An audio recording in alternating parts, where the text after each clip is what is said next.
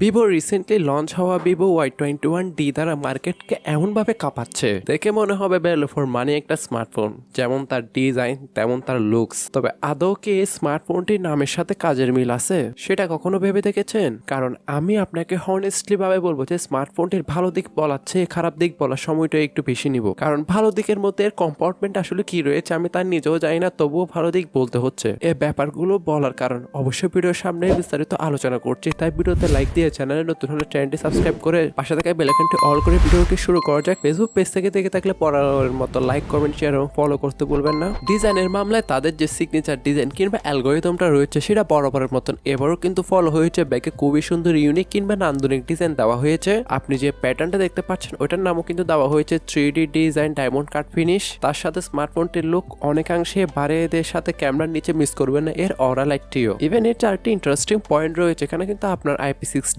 এবং 69 plaza certification থাকে, আপনি আন্ডার ওয়াটার ফটোগ্রাফি করতে পারবে। হ্যাঁ, ব্যাপারটা আসলে ভালো লাগার মতনই বিষয় ছিল, তবে একটা জিনিস ভালো দিতে গিয়ে অন্য জিনিসে এতটা কস্ট কাটিং করা কিন্তু আসলে ভালো না। ব্যাপারটা আমি আপনাকে সামনে ক্লিয়ার করছি, তবে তার আগে জানা যাক এ তারও কি কি রয়েছে। মিলিটারি স্ট্যান্ডার্ড 810 সার্টিফিকেট থাকে। স্মার্টফোনটি বেশ রাফ এবং টাফ ছিল, তবে প্রাইস পয়েন্ট হিসেবে ফুল বডি প্লাস্টিক এটা কিছুটা গ্রহণযোগ্য আবার কিছুটা গ্রহণযোগ্য নয়, কারণ এই প্রাইস পয়েন্টের মধ্যে আপনি কিছু কিছু স্মার্টফোনে প্লাস্টিক দেখতে পারবেন, কিছু কিছু স্মার্টফোনে আপনি গ্লাস কিংবা কিছু কিছু স্মার্টফোনে অবশ্যই আপনার লেদার রয়েছে। বাট এটা যার যার পার্সোনাল ওপিনিয়ন হতে পারে। যার ওয়েট ডিস্ট্রিবিউশন করা হয়েছে আপনার 209 গ্রাম এবং থিকনেস করা হয়েছে 8.39 মিলিমিটার। 209 গ্রাম ওজন করারও কারণ রয়েছে, কারণ এতে দেওয়া হয়েছে 6500 mAh এর মতন একটি বিশাল ব্যাটারি আর চার্জ করার জন্য 44 ওয়াটের ফাস্ট চার্জিং স্পিড। তবে হ্যাঁ, চার্জিং ব্যাকআপটা অবশ্যই আপনার স্মার্টফোনটির আদার যে স্পেসিফিকেশন রয়েছে সেগুলোর উপরই ডিপেন্ড করে। কারণ আপনার ডিসপ্লেটা যদি সুপার অ্যামোলেড হয় তাহলে সেক্ষেত্রে এটাকে ব্যাটারি এফিশিয়েন্ট ডিসপ্লে বলা যায়। তার সাথে প্রসেসরটিও যত কম ন্যানোমিটারের উপর তৈরি ততই কিন্তু পাওয়ার এফিশিয়েন্ট, সে বেলায় কিন্তু ভালো একটি ব্যাটারি ব্যাকআপ পাওয়া যাবে। তবে হ্যাঁ, স্মার্টফোনটির ভালো দিক ছিল এই দুইটা। এখন যেসব স্পেসিফিকেশন নিয়ে কথা বলবো,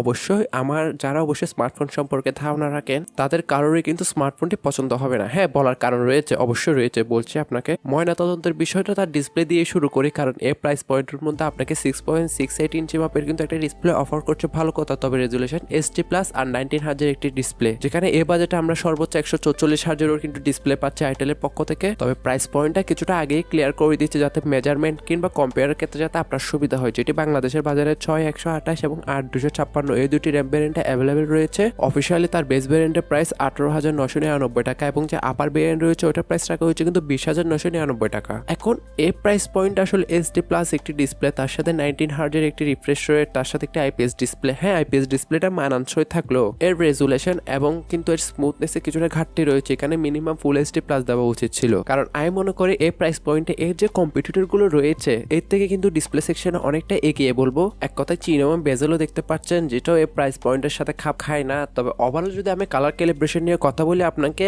একদম ডিসেন্ট না ডিসেন্ট থেকেও কম, অল ইন এভারেজ কিংবা এক বাক্যে বুঝলে 10-12 হাজার টাকা স্মার্টফোনের মতন একটা পারফরমেন্স এখান থেকে আশা করতে পারেন। তবে প্রসেসরের ক্ষেত্রে কি বলবো জানি না, তবে এই প্রাইস পয়েন্টের মধ্যে আপনারা কি আশা করেন? তবে এতে দেওয়া হয়েছে UniSoC T7225, যেটা 12 ন্যানোমিটার নডের উপর তৈরি করে একটি অক্টা কোর প্রসেসর। আর বুঝতেই পারছেন খুবই দুর্বল কিংবা সাধারণ মানের একটি চিপসেট, তাই নট ফর গেমিং। তবে বেসিক্যালি নর্মাল মাল্টিটাস্কিং থেকে শুরু করে মোটামুটি হ্যান্ড ওভার করতে পারবে। তবে এই প্রাইস পয়েন্টের মধ্যে এই চিপসেটটি কিন্তু একদমই গ্রহণযোগ্যতার কাতারে রাখে না। আমি বলেছিলাম না, এটা আপনার 10-12 হাজার টাকা প্রাইস পয়েন্টের মধ্যে আসলে কিন্তু মোটামুটি গ্রহণযোগ্যতার কাতারে রাখতো। সাথে আবার eMMC 5.1 এর স্টোরেজ টাইপ। শুরুর দিকে বেশ ফাস্ট মনে হলো, আস্তে আস্তে কিন্তু এটা স্লো হয়ে যাবে। Out of the box Android 15 এর সাথে আসা ব্যাক এন্ডে থাকবে তাদের FantasOS 15। তবে আগামীতে কোনো ফিউচার আপডেট আসবে কিনা সে সম্পর্কে অফিসিয়াল কোনো তথ্য জানতে পারি নাই আমরা। ক্যামেরা কম্পার্টমেন্টে এসেও কিছুটা শোক প্রকাশ করতে হচ্ছে। কাজের সেন্সর একটাই 50 মেগাপিক্সেলের ওয়াইড সেন্সরটি, সেকেন্ডারিতে আপনার একটা আজারে লেন্স, দেন ফ্রন্ট ফেসিং 5 মেগাপিক্সেলের একটি সেলফি ক্যামেরা। আসলে 5 মেগাপিক্সেলের সেলফি ক্যামেরাটাকে নিয়ে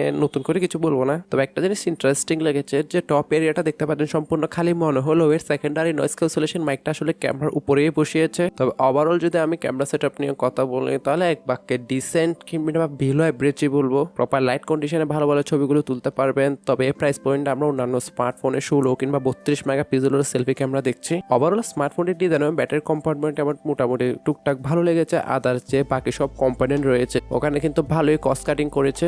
ওভারঅল এই প্রাইস পয়েন্টে আসলে স্মার্টফোনটিকে ভ্যালু ফর মানি গ্রহণযোগ্যতার কাতারে রাখতে পারছি না। বাট আপনাদের কি ওপিনিয়ন কমেন্টে জানাতে ভুলবেন না। বাট আপনি যদি চান এই প্রাইস পয়েন্টের মধ্যে বেটার একটি স্মার্টফোন খুঁজতে, তাহলে অবশ্যই স্ক্রিনে থাকা ডান পাশে ভিডিওটি ক্লিক করে দেখে আসতে পারি। সেখানে কিন্তু 20,000 আমি কয়েকটা সেরা স্মার্টফোন নিয়ে আলোচনা করেছি। তবে ওভারঅল আমি বলবো যে এই স্মার্টফোনটি কোন প্রাইস পয়েন্টের মধ্যে হলে ভালো হতো, আমি মনে করি এটা 12 কিংবা 14,000 টাকা প্রাইস পয়েন্টের মধ্যে হলে মোটামুটি চয়েস লিস্টে আসলে রাখা যেতে পারতো। বাট স্বাধীন দেশের আপনারাও স্বাধীন নাগরিক, বাকিটা আপনাদের ইচ্ছা ভাই, কারণ আপনাদের সবার অবশ্যই নিজস্ব স্বাধীনতা রয়েছে।